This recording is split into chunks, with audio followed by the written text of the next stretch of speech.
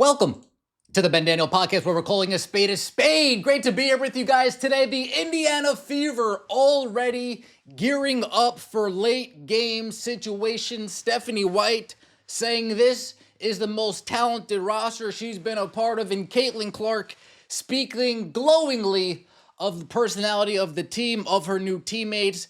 This all lends to the belief this is a cohesive unit, a group of women that get along. The Indiana Fever are ready and coming in the 2025 season. First things first, let's get into this buzzer beater practice that we are seeing.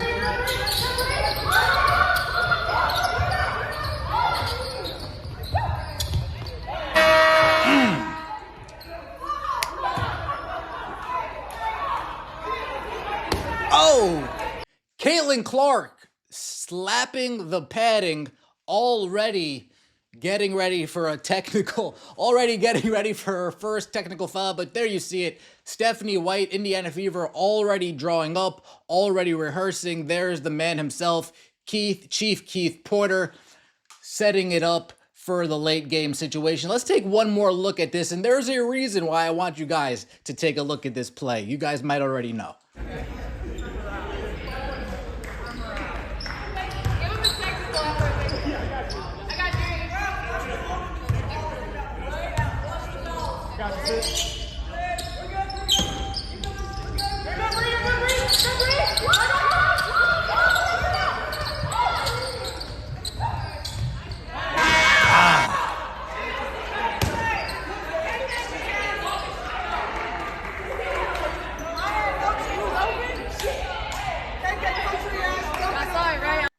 Kelsey Mitchell saying, hey, Caitlin, I was open, but why? Why do I want to show you guys this play? Why did I want to? Because we all had to live through this experience. We all had to live through the worst final end of game play call we have seen in recent history. The drawn up three for Aaliyah Boston. Christy Side said, oh, everybody's expecting Caitlin Clark to get the ball in the situation. How could I possibly draw up a play for Caitlin Clark? You guys remember this, right? Hull looking for Mitchell. Mitchell driving on Clark. Mitchell, Boston for the tie. Oh, it rims out. She got a great look at it, and it was halfway down.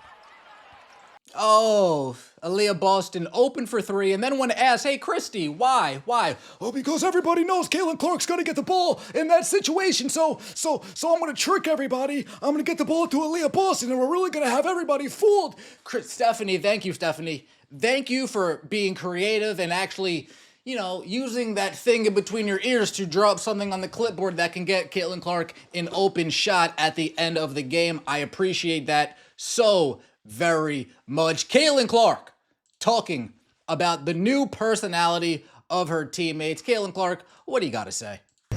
Everybody knows we have so much talent, but at the same time, you got to put that together. It's not going to be like, all right, you have all these great players, you step out on the court, it's going to work. It's going to take a little bit of time to figure things out, figure out how everybody works with one another. So DB's been tremendous, and obviously, not only as a leader, she's a tremendous basketball player too, and she's won championships. She knows what it is. So when she speaks, everybody listens. So I think that was a piece of the thing we were missing last year. Is we didn't really have that inside of our locker room. So just really grateful for that, and just the way she talks and she leads. For me as a second-year point guard, I want to win for her. This is the end of her career.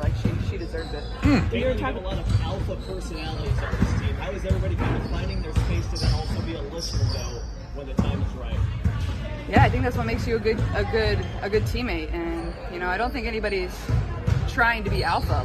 Everybody's trying to be a good listener and be there for your teammates. It's how do you find the balance of doing both? How do you speak up and be a great leader, but at the same time, how do you listen and how do you get better? And I think it all speaks to the relationships that you have with your teammates. Is you got to go out of your way to build those. So when something goes wrong or you have to hold somebody accountable, they know it's coming in the best interest of the team. So I think it just starts with building relationships, getting to know your teammates, but at the same time, we have so much great personality on this team. That's what's going to make it fun. That's what fans are going to love and to watch about us. We're going to have a lot of fun playing basketball, and you embrace that about your teammates as well. This team is going to put on a show for us this season. They're just going to be dancing on the sideline. Folks, I'm hoping the sideline is going to be like the New Jersey Nets team with Kenny Atkinson and D'Angelo Russell. Remember how much those guys were dancing on the sideline? I'm hoping the Indiana Fever are having fun like that on the sidelines as we are running teams out of the gym. As we're up by 20, just showboating and trolling our way through every single game. I hope we're just dancing on them on the side. Can I help it, folks? I'm petty sometimes. I'm petty. Sue me. Sue me. Stephanie White talking about Caitlin Clark's work ethic and what she brings to the table as a worker. You've seen Caitlin play a lot, but what's it been like to just pick her brain? And also to your point about grace and competitiveness, she walks that line probably in a bigger spotlight than most people. Yeah, I mean, I think first and foremost, one of the things that, I knew about her from afar, but just seeing it on a daily basis is the way she works. I mean, we talk about work ethic a lot, but work style is another thing. And she doesn't waste reps. She literally does embody the how you do anything is how you do everything, whether it's a ball handling drill or a shooting drill or setting screens. I mean, she approaches it with such a discipline that she doesn't waste time, and I appreciate that. And so it's been nice and refreshing being in the gym with her. You've seen Caitlin. That's actually a fairly good quote right there. We all talk about work ethic, but work style is another thing, right? Are we putting in every rep like it's a game rep? Are we training 100%? Therefore, we can replicate it in a game. Or are we going half-assed? Are we going 70%? So when we're actually in full speed, game's moving too fast, moving at a pace that I'm not used to. Work ethic is one thing. Work style is another thing. Work harder and smarter. Like hearing that from Stephanie White. But Stephanie White, that's not all she had to say. The most talented roster she's been a part of. Let's hear it, Steph. You said this weekend that this is the most talented roster you've seen in the W history. What do you see? Like, what makes it that way? It's the most talented roster I've been a part of. You've been a part of. I've been a part of. Excuse me. Yeah. I wouldn't say in W history. There have been some pretty talented ones.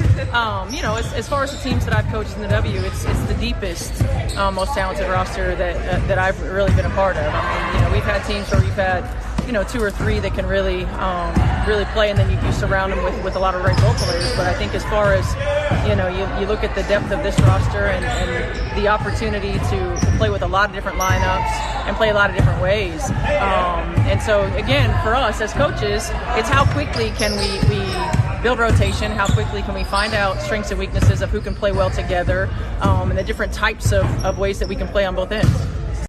You said How quickly can we build rotations? How quickly can we fill out this roster? How quickly can we build this team chemistry? I'm looking forward to training camp.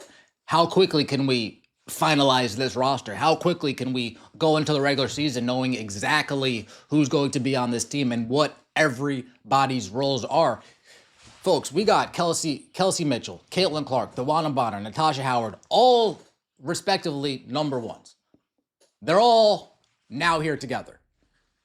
Caitlin Clark, number 1. Kelsey Mitchell, number 2. DeWanna Bonner, number 3. Natasha Howard, number 4. Everybody's going to have to sacrifice for the benefit of the team, and I think everybody is willing to do that. That's why we got rid of some of the bad eggs in the offseason to bring in some vets and some core leaders heading into the 2025 season. You saw Caitlin Clark say it herself, DeWanna Bonner being a real presence, a real vocal leader, somebody in the locker room. When she speaks, everybody pays attention, mouth shut, ears open, as they say back in the day. Let me know what you think in the comment section below. I appreciate all of the support. Don't forget to like the video if you enjoyed and subscribe to the channel. That would mean so much to me. We'll see you next time, and as always, take it easy.